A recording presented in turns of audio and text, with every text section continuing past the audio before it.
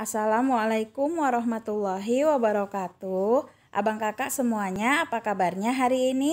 Semoga abang kakak semuanya sehat dan pastinya tetap semangat ya meskipun kita belajarnya masih dari rumah. Nah, bertemu lagi dengan Miss Carmila di hari Senin tanggal 11 Januari 2021. Nah, ini merupakan minggu kedua kita untuk pembelajaran daring dan Miss harapkan abang kakak masih tetap semangat untuk mengikuti pembelajaran kita. Nah, sebelum kita memulai pelajaran kita, marilah sama-sama kita membaca basmalah dan doa belajar terlebih dahulu. Bismillahirrahmanirrahim. Rabbi zidni ilma warzuqni fahma wa amalan mutaqabbala. Amin ya rabbal alamin. Semoga pembelajaran kita berkah dan diridhoi. Nah, Bang Kakak, Miss ingatkan untuk menonton video ini dari awal hingga akhir ya. Nah, kita di tema 6 dengan tema menuju masyarakat sejahtera. Kita masuk ke subtema yang baru, subtema 2 yaitu membangun masyarakat sejahtera. Nah, Bang Kakak, tujuan pembelajaran kita hari ini adalah dengan kegiatan berdiskusi tentang kewajiban sebagai warga negara, siswa dapat menceritakan pengalaman melaksanakan kewajiban sebagai warga negara dalam kehidupan sehari-hari dengan tepat.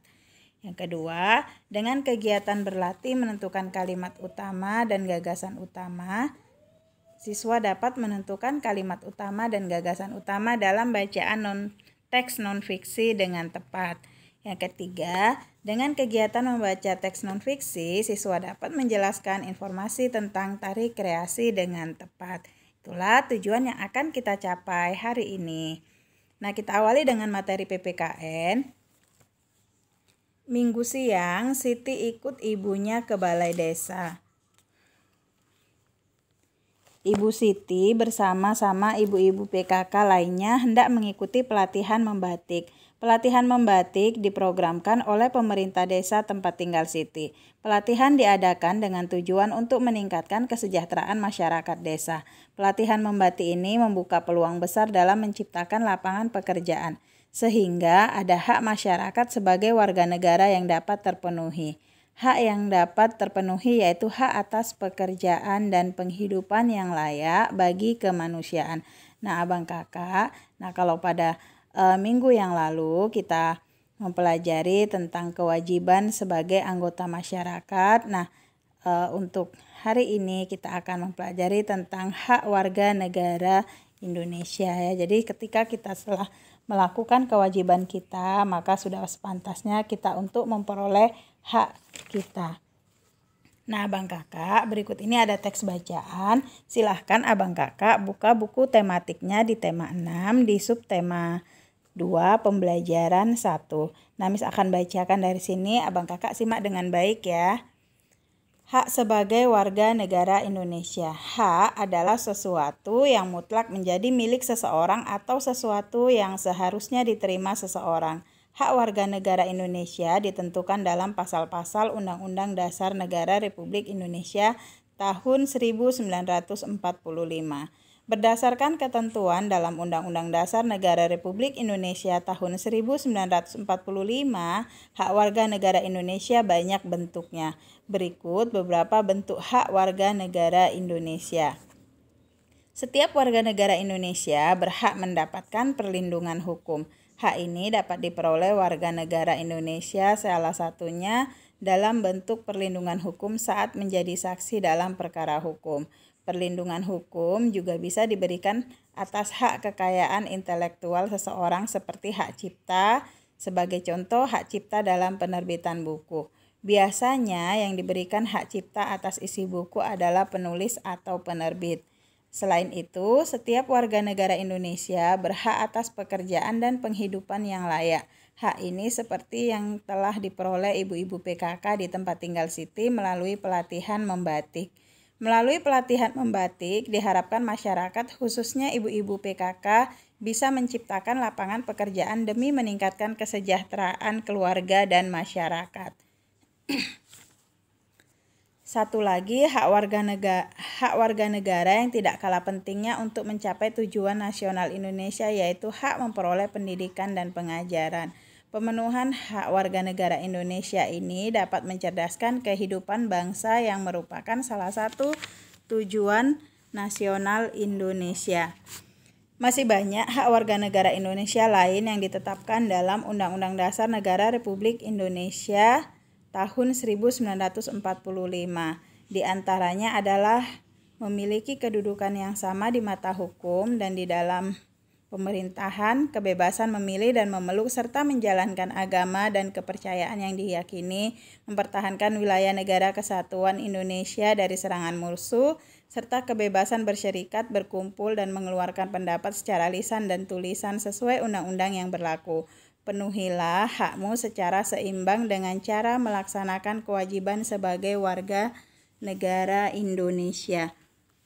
Nah, abang kakak, itulah tadi beberapa hak warga negara Indonesia yang sudah diatur di dalam Undang-Undang Dasar tahun 1945 ya. Jadi hak warga negara Indonesia itu sudah diatur dalam pasal-pasal ya, diisi Undang-Undang Dasar tahun 1945.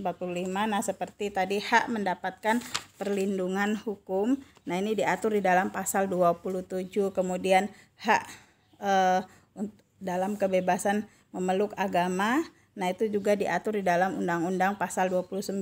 Nah, kita sebagai warga negara juga ya memiliki hak ya untuk memperoleh pendidikan dan pengajaran. Nah, ini juga diatur di dalam Undang-Undang Dasar Negara Republik Indonesia ya tahun 1945. Jadi masih banyak lagi hak-hak sebagai warga negara Indonesia ya, seperti kebebasan bersyarikat, berkumpul. Nah, ini juga diatur di dalam Undang-Undang pasal 28 ya. Jadi sebagai warga negara Indonesia ya, selain kita memiliki kewajiban, kita juga memiliki hak sebagai warga negara. Nah, kita lanjutkan ke materi bahasa Indonesia. Teks yang telah disajikan di atas, jadi teks tersebut di atas tadi merupakan jenis teks non-fiksi, yaitu teks atau tulisan yang dibuat berdasarkan fakta, realita, atau hal-hal yang benar-benar terjadi. Teks non-fiksi tersebut terdiri atas 5 paragraf yang setiap paragrafnya terdapat gagasan utama. Gagasan utama adalah suatu gagasan atau ide yang sedang dibicarakan atau dibahas dalam sebuah paragraf. Gagasan utama disebut juga gagasan pokok, pikiran utama, pokok pembicaraan, atau pokok pikiran. Ya, jadi gagasan utama itu merupakan suatu ide yang sedang dibicarakan atau sedang dibahas dalam sebuah paragraf ya. Jadi kita menyebutnya juga dengan gagasan pokok, pikiran utama, pokok pembicaraan, atau pokok pikiran ya. Nah, dalam setiap paragraf terdapat gagasan utama, baik tertulis maupun tersirat. Gagasan utama dapat kamu kenali dengan 2 cara. Pertama, membaca teks dengan cermat, kemudian menjawab pertanyaan apa yang sedang dibahas pada teks tersebut. Kedua, menemukan kalimat utama pada setiap paragraf. Kemudian menarik kesimpulan gagasan-gagasan utama setiap paragraf dan menyimpulkan gagasan utama teks. Kalimat utama adalah kalimat yang bersifat umum dan mengandung gagasan utama. Nah, itulah tadi ya cara kita untuk mencari ya gagasan utama dalam setiap paragraf. Nah, jadi pokok pikiran dalam setiap paragraf itu ya. Nah, itu biasanya dia terletak di awal kalimat atau di akhir kalimat. Nah, untuk menentukan gagasan utamanya, jadi kita baca terlebih dahulu ya teks tersebut, kemudian kita temukanlah kalimat utama pada setiap paragrafnya. Nah, sekarang latihan untuk abang kakak di rumah. Nah, berdasarkan teks ya yang teks bacaan hak sebagai warga negara Indonesia. Nah, abang kakak cari ya kalimat utama dan gagasan utama pada setiap paragraf pada teks bacaan tersebut ya. Nah, itu sebagai contoh ya. Paragraf di paragraf 1 kalimat utamanya yaitu hak warga negara Indonesia banyak bentuknya. Nah, itu terdapat di paragraf pertama. Nah, itu di akhir ya, di akhir paragraf ya. Nah, itu yang berbunyi itu ya, yang berbunyi berdasarkan ketentuan dalam Undang-Undang Dasar Negara Republik Indonesia tahun 1945, hak warga negara Indonesia banyak bentuknya. Berikut beberapa bentuk hak warga negara. Jadi kalimat utamanya atau gagasan utamanya itu berada di akhir paragraf. Nah, Abang Kakak silahkan ya cari gagasan utama pada paragraf kedua, ketiga, keempat, dan kelima ya Abang Kakak. Nah, sekarang kita lanjutkan ke materi SBDP. Nah, kita di sini akan mempelajari tentang ragam tarian di Indonesia. Nah, kita mengetahui bahwasanya negara Indonesia merupakan negara yang kaya akan seni dan budaya ya. Nah, termasuk dalam seni tari. Jadi setiap daerah itu memiliki tarian tradisional ya, seperti di Sumatera Utara, nah itu ada tari tortor, tari serampang 12, kemudian dari Aceh ada tari saman, dari Sumatera Barat ada tari piring. Jadi setiap daerah ya, setiap suku bangsa memiliki tarian tradisional ya daerahnya masing-masing. Nah, ini yang menjadi budaya nasional kita. Nah, sekarang kita akan baca teks berikut ragam tarian di Indonesia.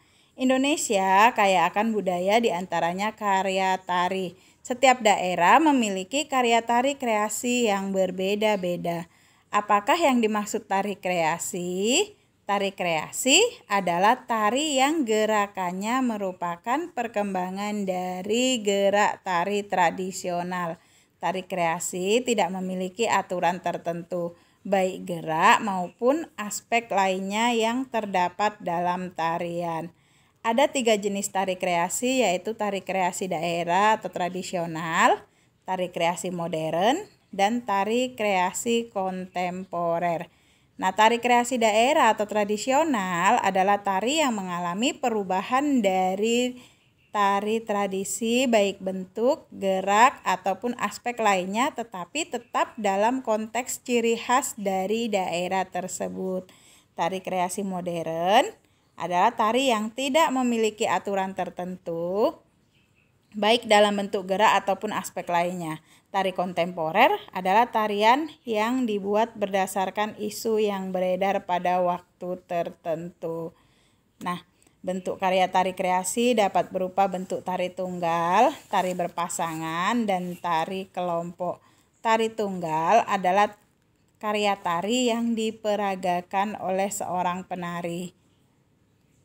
Tari berpasangan adalah karya tari yang diperagakan oleh 2 orang penari. Adapun tari kelompok adalah karya tari yang diperagakan oleh lebih dari 2 penari. Nah, jadi tadi tari kreasi itu dia dibedakan menjadi 3 jenis, yaitu tari kreasi daerah atau tradisional, kemudian tari kreasi modern ya. Nah, kemudian tari kreasi kontemporer. Jadi kalau tari kreasi daerah ini merupakan tarian daerah ya, yang merupakan ciri khas dari daerah tertentu. Sedangkan tari modern, nah ini tarian yang tidak memiliki aturan tertentu ya, baik dalam bentuk gerak ataupun aspek lainnya, contohnya break dance ya. Kemudian kalau tari kontemporer, nah ini adalah tarian yang dibuat berdasarkan isu yang beredar pada waktu tertentu. Nah, seperti kalau sekarang ini kan yang banyak beredar itu TikTok ya, jadi anak-anak banyak menirukan tarian yang sedang beredar ya. Jadi TikTok nah itu tersebut merupakan contoh daripada tari kontemporer ya, tarian-tarian yang ada di TikTok. Jadi dia yang memang sedang beredar pada waktu tertentu. Nah, berikut ini ya beberapa contoh tari kreasi daerah ya. Nah,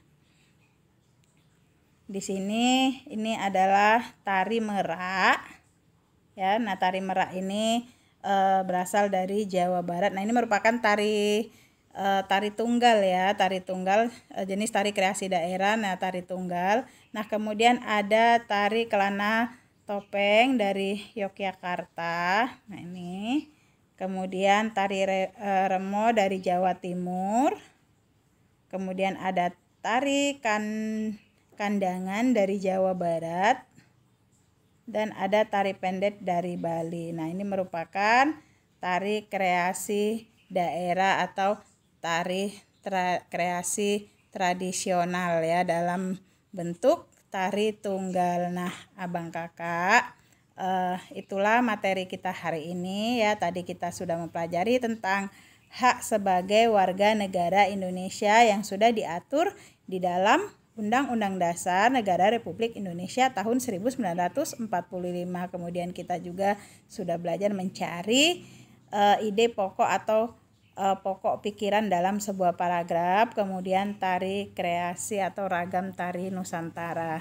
Nah abang kakak, Miss ingatkan kembali untuk mengirimkan latihan-latihan ya. Jadi bagi abang kakak yang belum mengirimkan latihan-latihan minggu yang lalu, nah silahkan dikirimkan melalui WA Miss ya. Nah karena latihan-latihan abang kakak tersebut, nah itu merupakan nilai harian untuk abang kakak ya. Jadi Miss ingatkan tetap semangat belajarnya dan dikerjakan latihan-latihannya dengan baik. Dan jangan lupa dikirimkan melalui WA Miss Karmila. Miss ucapkan terima kasih sudah menonton video ini dari awal hingga akhir. Kita akhiri dengan lafaz hamdalah alhamdulillahirabbil alamin. Kita ketemu lagi di materi berikutnya. Assalamualaikum warahmatullahi wabarakatuh.